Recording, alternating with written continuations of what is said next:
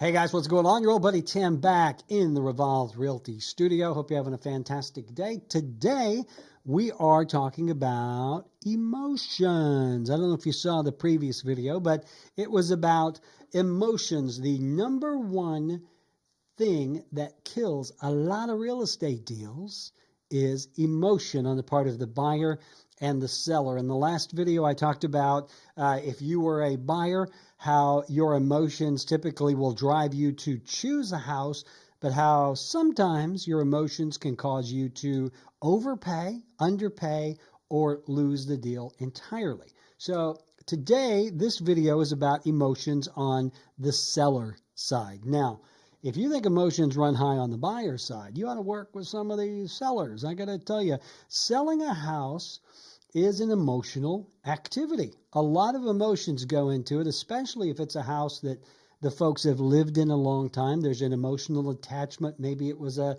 family house. Maybe mom and dad raised a family there. Whatever the reason, people get attached to houses.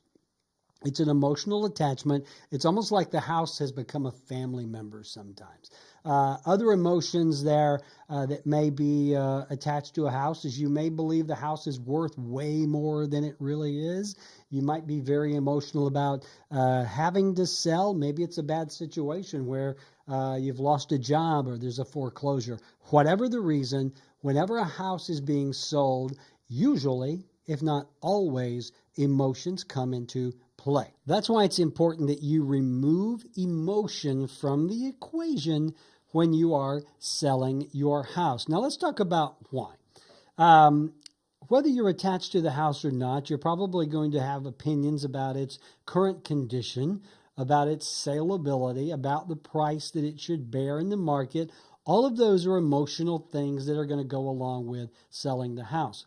Now, when you are working with someone like me, it is my job as your listing agent to be the voice of reason and logic and be rational. I know it's hard to believe that I can be all those things, but I can when it comes to selling your house. It's my job to look at your house, look at the age, location, condition, what the market is doing, what the comps are saying, and come up with what I believe is the best price to sell your house at.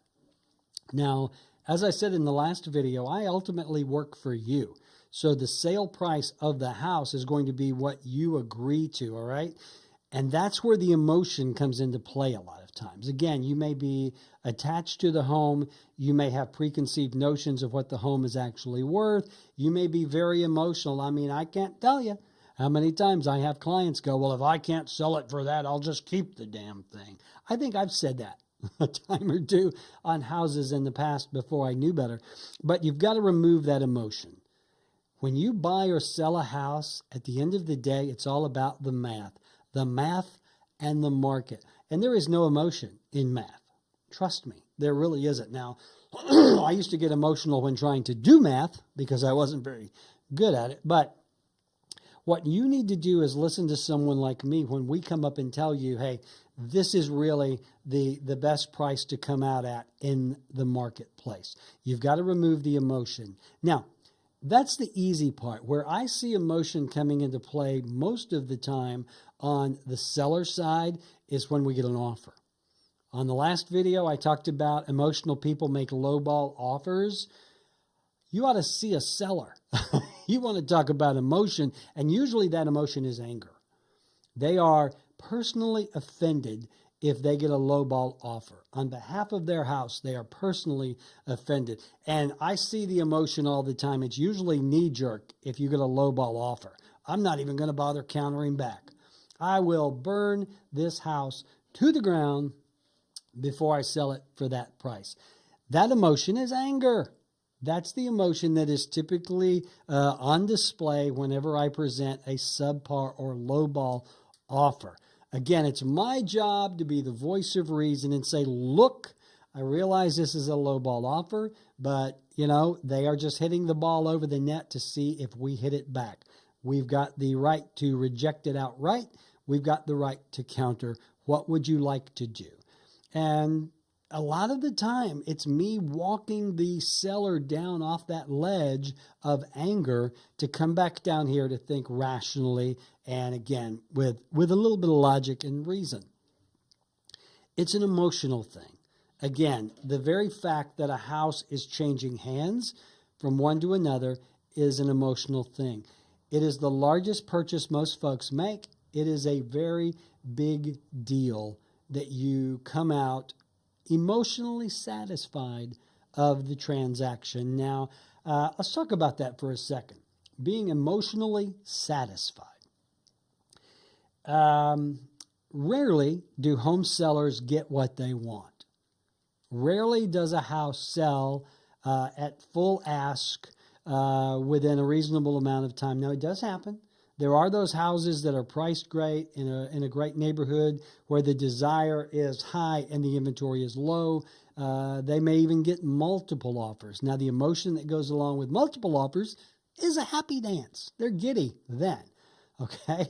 But, usually that doesn't happen.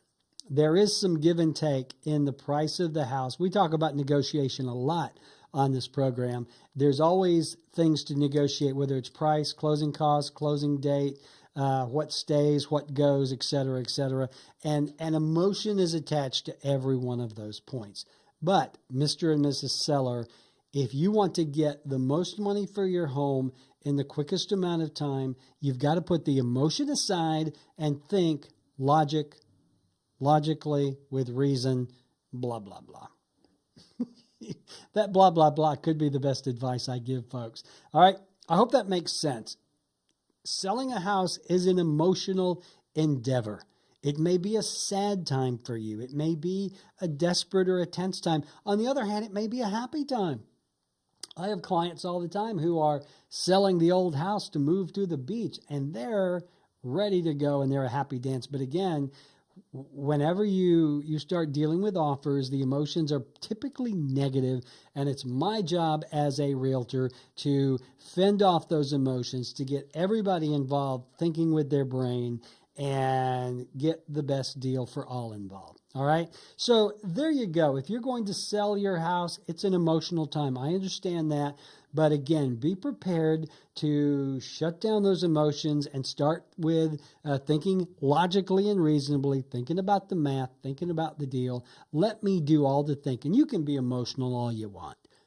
Use me to do the stuff that doesn't require emotion, because I'm not emotionless, but I'm pretty laid back and I'm pretty even keeled and I'm really good at what I do. And I would love to do it for you. All right. And as I said in the last video, if you want to get emotional working with me, feel free. I'm a very lovable guy, although I get yelled at a lot.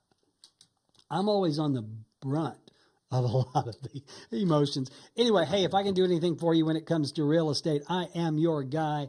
Give me a call, 679-0704. My email is tim@revolved.com. I would love to be the voice of reason, rationality, logic for you. I'm really good at it. I know it's hard to believe. All right, you guys get out there and have a great day. I'll talk to you soon.